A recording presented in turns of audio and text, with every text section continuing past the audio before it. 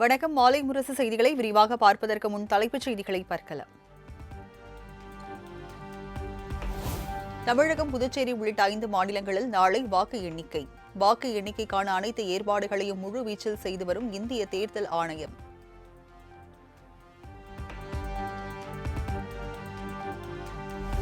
சென்னையில் வாக்கு எண்ணிக்கை நடைபெறும் லயோலா கல்லூரி, ராணி மேரி கல்லூரி மற்றும் அண்ணா பல்கலைக்கழக வளாகத்தில் 4 அடுக்கு பாதுகாப்பு. மத்திய ஆயுத காவல் படையினருடன் சுமார் 22,000 போலீசார் தீவிர பாதுகாப்பு.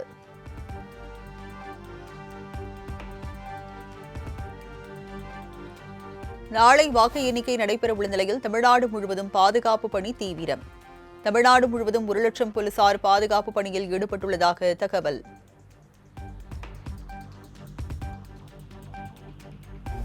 நாளை வாக்கு எண்ணிக்கை நடைபெறவுள்ள நிலையில் 234 தொகுதிகளுக்கான தேர்தல் பார்வையாளர்கள் தமிழகம் வருகை. சென்னை உள்ளிட்ட நகரங்களில் வாக்கு எண்ணும் மையங்களில் மேற்கொள்ளப்பட்டுள்ள பாதுகாப்பு ஏற்பாடுகள் குறித்து ஆய்வு.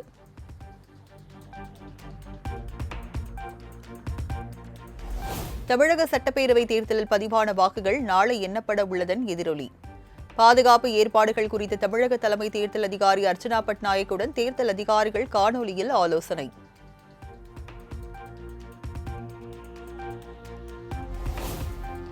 தமிழக சட்டப்பேரவை தேர்தலில் பதிவான வாக்குகள் நாளை எண்ணிக்கை எதிரொலி.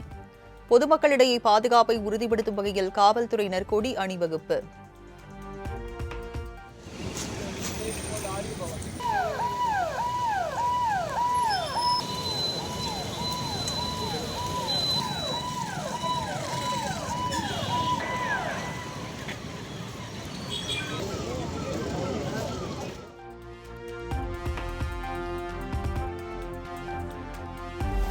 சட்டப்பேரவைத் தேர்தலில் தேசிய ஜனநாயக கூட்டணி அதிக இடங்களை கைப்பற்றி ஆட்சி அமைக்கும். தேர்தலுக்கு பிந்தைய கருத்து கணிப்புகளை பொருட்படுத்தவில்லை என்றும் மத்திய அமைச்சர் Piyush Goyal திட்டவட்டம்.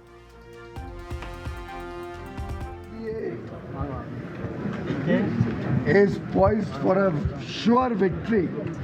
They do their job, we do our job.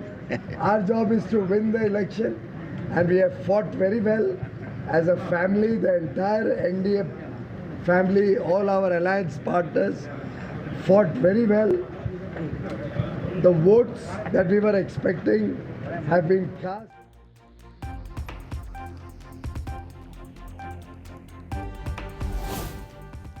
திமுக கூட்டணி 200 தொகுதிகளில் வெற்றி பெறும். கோவையில் காங்கிரஸ் கமிட்டி தலைவர் செல்வ பெருந்தகை பேட்டி. கருத்து கணிப்பு இல்ல, கருத்து திணிப்பு. இது மக்கள் முடிவு பண்ணியிருக்காங்க.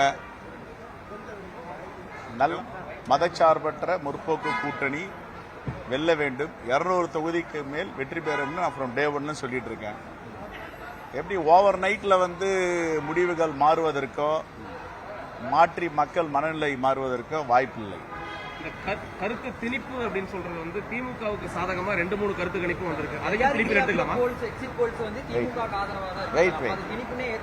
அது எவ்வளவு சீட்டு சொல்றாங்க? நாங்க சொல்றது 200 சொல்றோம்.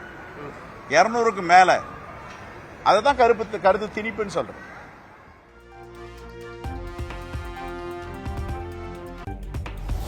டெல்லியின் விவேக் விஹார் பகுதியில் உள்ள 4 மாடி கட்டிடத்தில் நிகழ்ந்த பயங்கர தீ விபத்தில் 9 பேர் உயிரிழப்பு. 2ஆம் தளத்தில் இருந்து மேல் தளங்களுக்கு தீ பரவியதால் நிகழ்ந்த பரிதாபம்.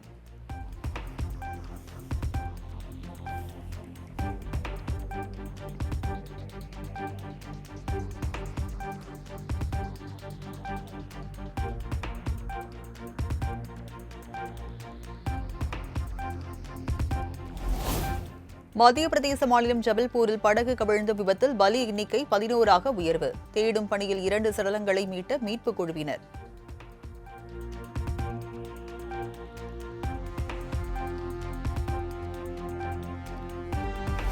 மருத்துவ படிப்புகளில் சேர விரும்பும் மாணவர்களுக்கு இன்று நடைபெறுகிறது நீட் தேர்வு.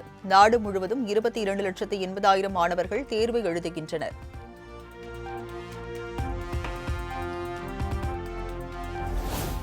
தேர்வு மதியம் 2 மணிக்கு தொடங்கவுள்ள நிலையில் காலை 11 மணி முதல் பிற்பகல் 1:30 மணி வரை தேர்வு மையத்திற்குள் தேர்வர்கள் செல்ல அனுமதி. பிற்பகல் 1:30 மணிக்கு மேல் யார் வந்தாலும் அனுமதிக்கப்பட மாட்டார்கள் என தேசிய தேர்வு முகமை எச்சரிக்கை.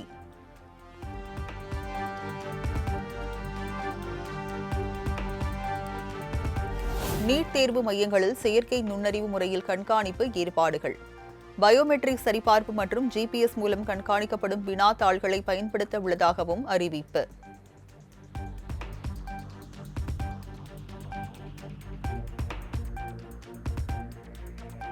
தமிழ்நாட்டில் பொறியியல் படிப்பு மாணவர் சேர்க்கைக்கு இன்று முதல் ஆன்லைனில் விண்ணப்பிக்கலாம் என தொழில்நுட்ப கல்வி இயக்ககம் அறிவிப்பு. ஜூன் 2ஆம் தேதி வரை ஆன்லைனில் விண்ணப்ப பதிவை மேற்கொள்ளலாம் என தகவல்.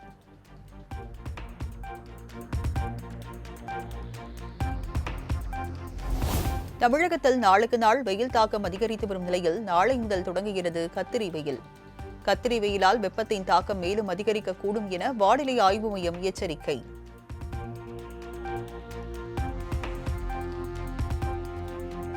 தமிழகத்தில் ஈரோடு, திருச்சி, திருப்பத்தூர் உள்ளிட்ட 13 இடங்களில் சதமடித்த வெயில்.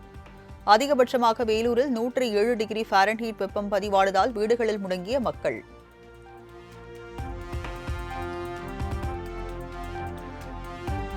நாளை வரை தமிழகம், புதுச்சேரி மற்றும் காரைக்கால் பகுதிகளில் வெப்பநிலை 2 முதல் 3 டிகிரி செல்சியஸ் இயல்பை விட அதிகமாக இருக்கும்.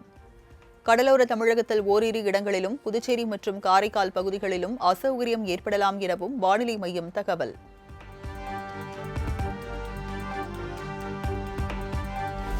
கோவை, திருப்பூர், தேனி, திண்டுக்கல் ஆகிய 4 மாவட்டங்களில் இன்று கனமழைக்கு வாய்ப்பு. சென்னை வானிலை ஆய்வு மையம் கணிப்பு.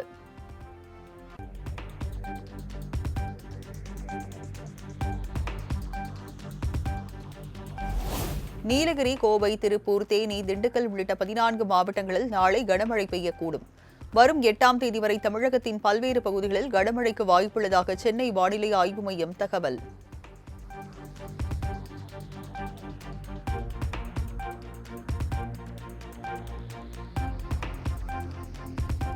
சிவகங்கை மாவட்டம் மானாமதுரையில் பலத்த சூறை காற்றுடன் கொட்டி தீர்த்த கனமழை.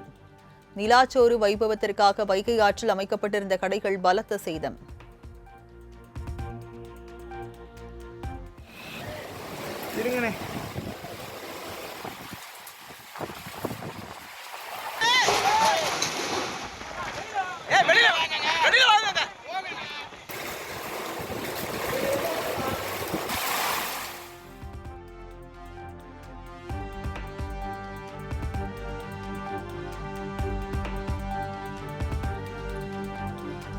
திருவண்ணாமலையில் கோடை வெயிலுக்கு இடையே பலத்த காற்றுடன் கொட்டி தீர்த்த கனமழை. வேன், கார் மற்றும் மின்கம்பங்கள் மீது மரங்கள் வேரோடு சாய்ந்ததால் போக்குவரத்து பாதிப்பு, வாகன ஓட்டிகள் அவதி.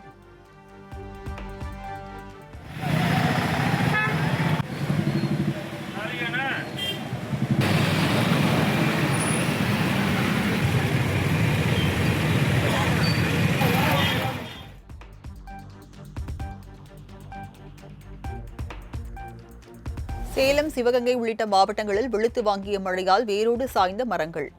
வேலூர், ஈரோடு உள்ளிட்ட பகுதிகளிலும் 1 மணி நேரத்திற்கு மேலாக பெய்த மழையால் குளிர்ந்த சூழல் நிலவியதால் மக்கள் மகிழ்ச்சி.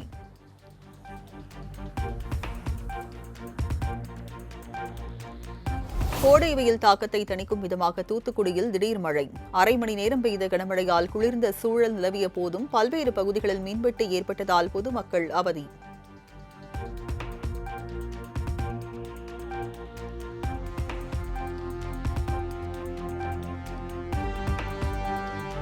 திருப்பூர் மாநகரின் பல்வேறு பகுதிகளிலும் திடீரென பெய்த ஆலங்கட்டி மழை. கோடை வெயில் வாட்டி விதைத்த நிலையில் பெய்த மழையால் பொதுமக்கள் மகிழ்ச்சி.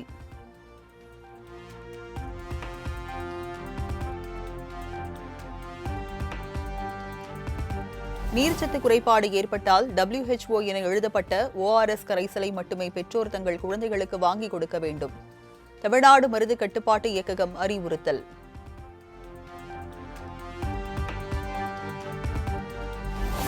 ORS, ORSL கரைசல்களை உரிய வழிகாட்டு நெறிமுறைகளை பின்பற்றி விற்பனை செய்யவில்லை எனில் கடும் நடவடிக்கை எடுக்கப்படும். நிறுவனத்தின் பெயர், காலாவதி தேதி உள்ளிட்டவை இடம்பெற வேண்டும் என்றும் மருந்து கடை உரிமையாளர்களுக்கு உணவு பாதுகாப்புத்துறை எச்சரிக்கை.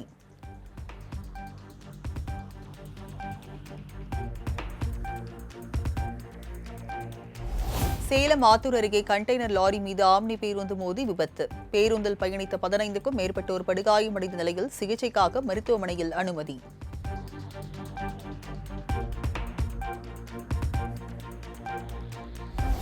மத்திய பிரதேசத்தில் நிகழ்ந்த படகு விபத்தில் உயிரிழந்த திருப்பூரை சேர்ந்த இருவரது உடல் விமானம் மூலம் திருச்சிக்கு கொண்டு வரப்பட்டது.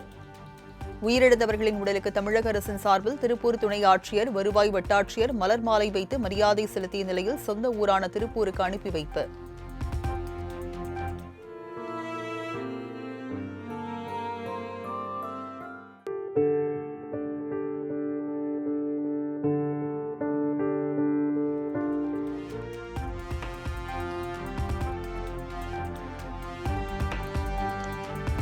திருச்செந்தூர் சுப்பிரமணிய சாமி கோவிலில் பக்தர்கள் 3 மணி நேரத்திற்கு மேலாக நீண்ட வரிசையில் காத்திருந்து சாமி தரிசனம். பல்வேறு பகுதிகளில் இருந்து வந்த பக்தர்கள் பால்குடம் கிழத்தும் காவடி சுமந்தும் நேர்த்திக் கடன்.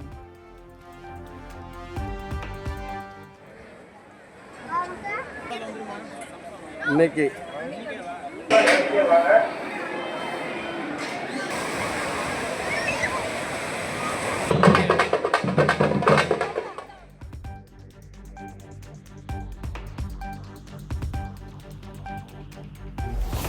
தொடர் விடுமுறை காரணமாக கொடைக்கானலில் குவிந்த ஆயிரக்கணக்கான சுற்றுலா பயணிகள் குணா குகை, பைன்மரக்காடு, மோயர் சதுக்கம், பிரையன் பூங்கா உள்ளிட்ட பகுதிகளில் புகைப்படம் எடுத்து உற்சாகம்.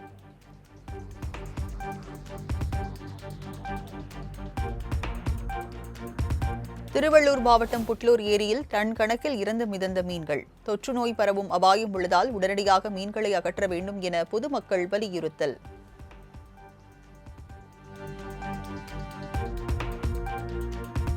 திருவண்ணாமலை கிரிவல பாதையில் பக்தர்கள் வீசி சென்ற 300 டன் குப்பைகள் அகற்றம். தூய்மை பணியில் ஈடுபட்ட சுமார் 2000க்கும் மேற்பட்ட ஊழியர்கள்.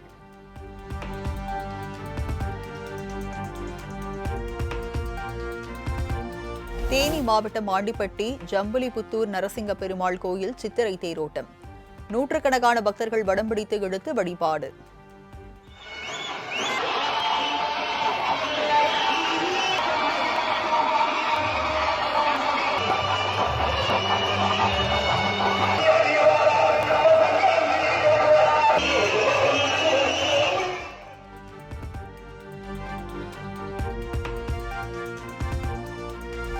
மேற்கு வங்கத்தில் வன்முறைகள், தேர்தல் முறைகேடுகள் நடைபெற்றதாக எழுந்த குற்றச்சாட்டை தொடர்ந்து ஃபால்டா தொகுதியில் தேர்தல் ரத்து. வரும் 21ஆம் தேதி ஃபால்டா தொகுதியில் உள்ள 285 வாக்குச்சாவடி மையங்களிலும் மறு வாக்குப்பதிவு நடத்த தேர்தல் ஆணையம் உத்தரவு.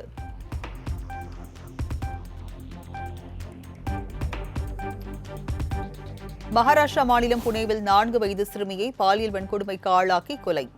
கொடூர செயலில் ஈடுபட்ட 65 வயது முதியவர் கைது.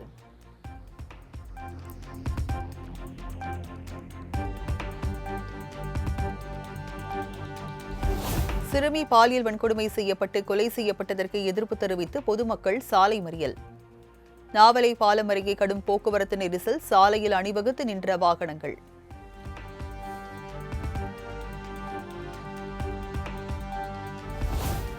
சிறுமி பாலியல் வன்கொடுமைக்கு ஆளாக்கி கொலை செய்த காமுகனுக்கு தூக்கு தண்டனை வழங்க வேண்டும்.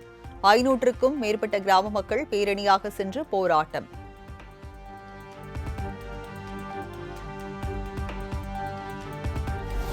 நான்கு வயது சிறுமி பாலியல் கொலை செய்யப்பட்ட சம்பவத்திற்கு மகாராஷ்டிரா முதலமைச்சர் பட்னாவிஸ் கண்டனம். குற்றவாளிக்கு விரைந்து தண்டனை வழங்க நடவடிக்கை எடுக்கப்படும் என உறுதி.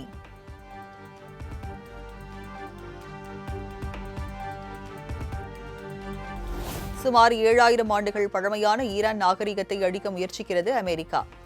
இஸ்ரேல் அமெரிக்க போரை தடுத்து நிறுத்த உலக நாடுகள் முன்வர வேண்டும் என இந்தியாவுக்கான ஈரான் தூதர் அப்துல் மஜீத் வலியுறுத்தல்.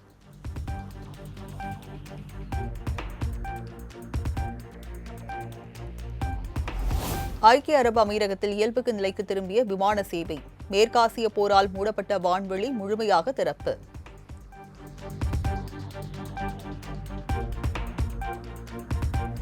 அந்தமான் ஸ்வராஜ் தீவின் கடலுக்கு அடியில் 60 மீட்டர் நீளம், 40 மீட்டர் அகலம் கொண்ட பிரம்மாண்ட தேசிய கொடியை விரித்து கின்னஸ் உலக சாதனை. கடற்படை மற்றும் டைவர்கள் இணைந்து சாதனை படைத்து அசத்தல்.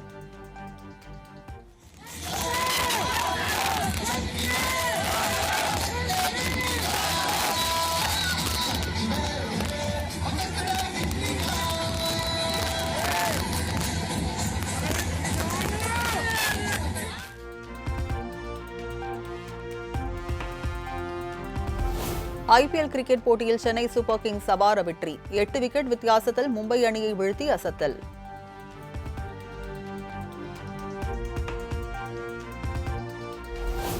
வெற்றி பெற்றாலும் தோனி பேட்டிங்கை காண முடியாதது வருத்தமளிப்பதாக சிஎஸ்கே ரசிகர்கள் வேதனை. அடுத்த போட்டிகளில் வெல்வோம் என மும்பை அணி ரசிகர்கள் நம்பிக்கை. இருந்திருந்தா பெட்டரான ஃபீல் ஆகுது. ரோஹித் சர்மா ஃபீல்டில் இருந்திருந்தா நல்லா இருந்திருக்குமோன்னு தோணுது. அண்ட் மோர் ஓவர் எங்களுக்கு வந்து ரெண்டு டீமுமே சிஎஸ்கே ஆகட்டும் மும்பை ஆகட்டும் நிறைய கப்ஸ் பார்த்துட்டாங்க. ரெண்டு டீமுமே எங்களுக்கெல்லாம் என்ன ஃபீல் ஆகுதுன்னா தோனியும் ரோஹித் இல்லாமல் இந்த டீம் எப்படி ஓடும் அப்படின்றத வந்து எல்லாரும் பார்க்கணும் அப்படின்றத எங்கள் ரியாலிட்டியை காமிக்கிறாங்களோ அப்படின்னு ஃபீல் ஆகுது. சிஎஸ்கே கொஞ்சம் பாசிட்டிவாக தான் இருக்குது. தோனி ரோஹித்தை பார்க்கலான்னு எதிர்பார்த்தோம், ஆனால் இன்றைக்கி பார்க்க முடியல. தோனி இன்ஜுரியிலேருந்து வந்துட்டாரா இல்லைன்னு எங்களுக்கு தெரியல. மற்றபடி மேட்ச்சு நல்ல மேட்ச்சு, கொஞ்சம் ஸ்லோவாக போச்சு, மற்றபடி நல்லா.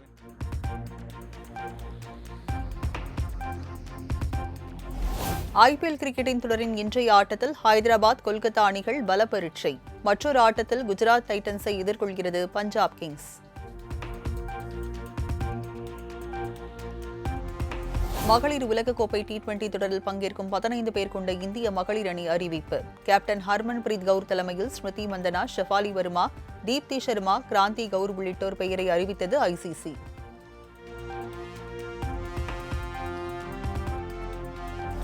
ஜூன் மாதம் தொடங்கவுள்ள மகளிர் T20 உலகக்கோப்பையை இந்திய அணி நிச்சயம் கைப்பற்றும். தற்போது அறிவிக்கப்பட்டுள்ள அணி சிறப்பாக செயல்படும் என்றும் இந்திய மகளிர் அணி கேப்டன் ஹர்மன்பிரீத் கவுர் நம்பிக்கை.